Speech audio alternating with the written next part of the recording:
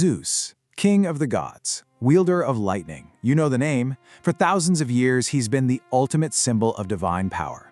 But that image we all have in our heads, the one carved in stone and told in countless stories, well, it's not even close to the whole picture. So today, we're going to deconstruct that symbol.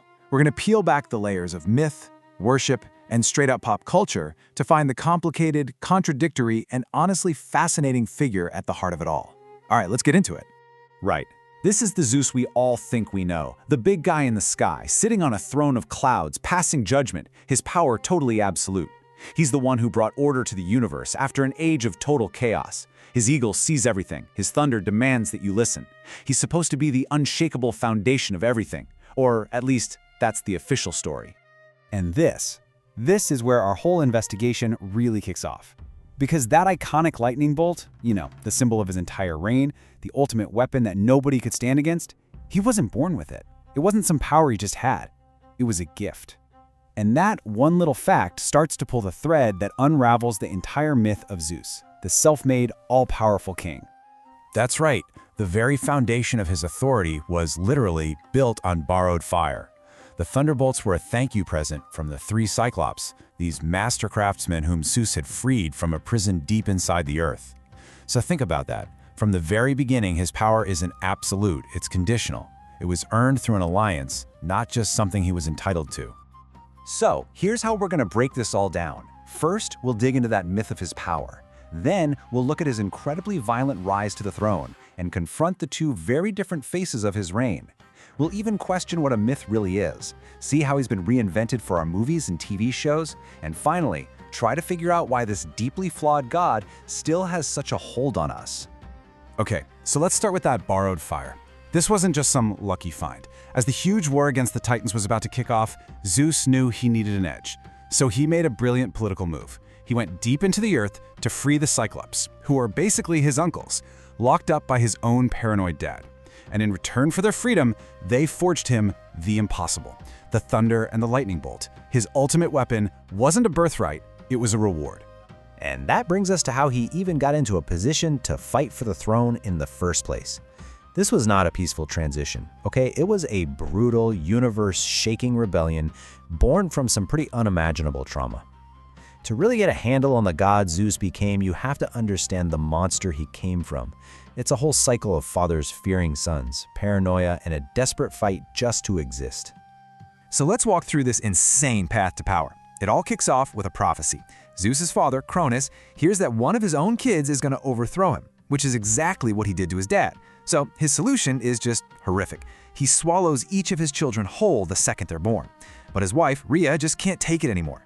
She hides the baby Zeus and tricks Cronus into swallowing a rock wrapped in a blanket instead. Wild, right? So Zeus grows up, comes back, and forces his dad to vomit up his 5 older siblings, who are now fully grown. And together, they launch this devastating 10-year war for control of the entire universe.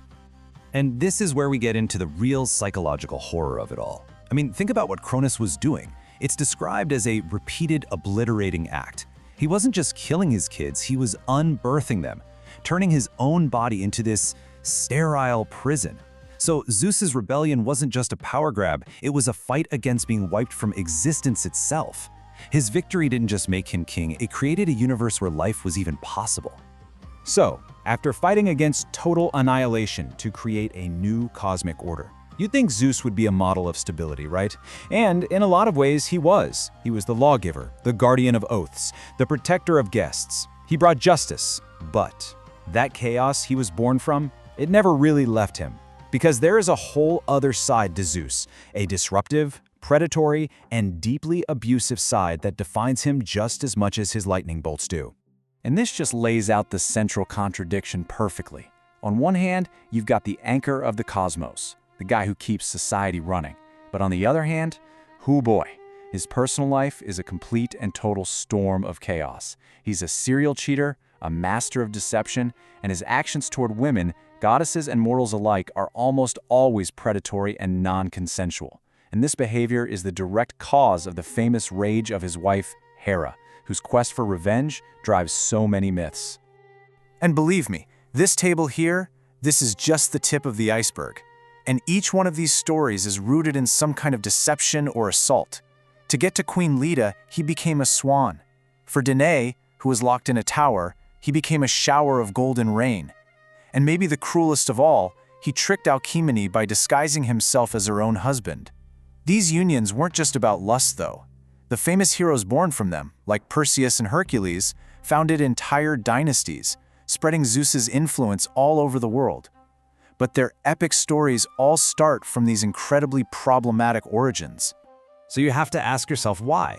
Why is this awful behavior such a core part of his story? Well, for the ancient Greeks, masculine power, sexual dominance, and the right to rule were all tangled up together.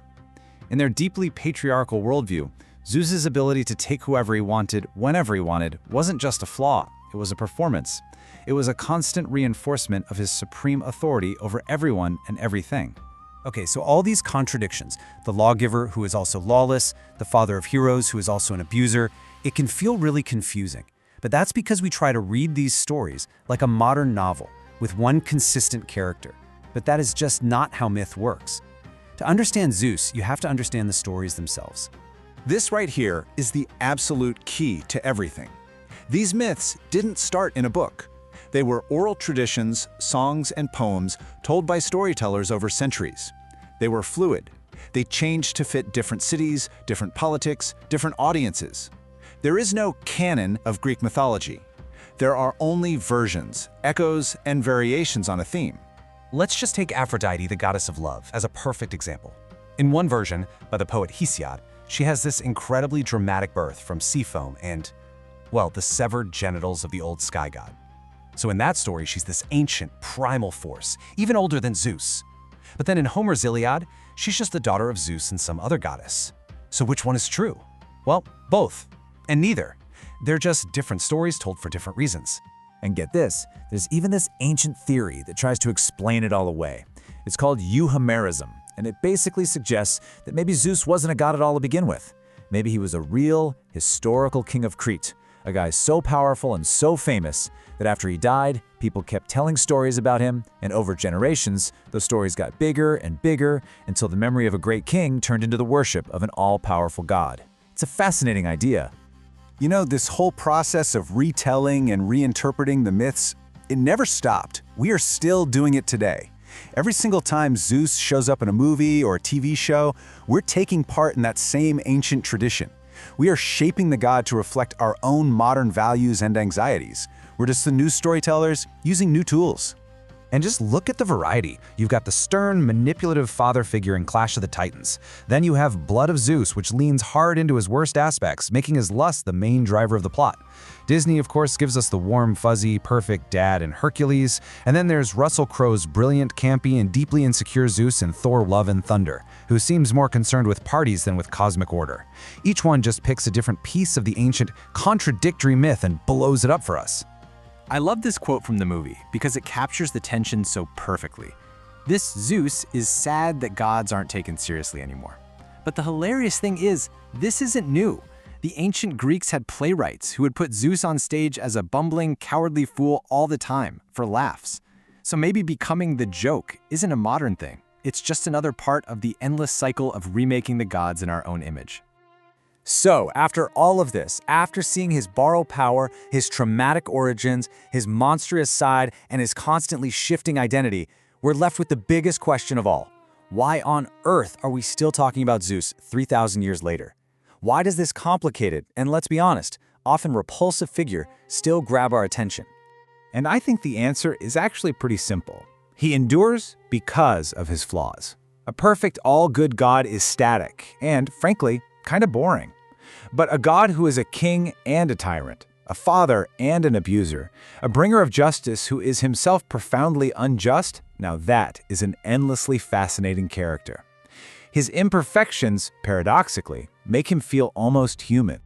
At the end of the day, Zeus is the perfect canvas. The ancient Greeks used him to explore their own ideas about power, nature, and society. And we're still using him today as a mirror, projecting onto him our own questions about authority, the abuse of power, what it means to be a hero, and the responsibilities that come with having strength.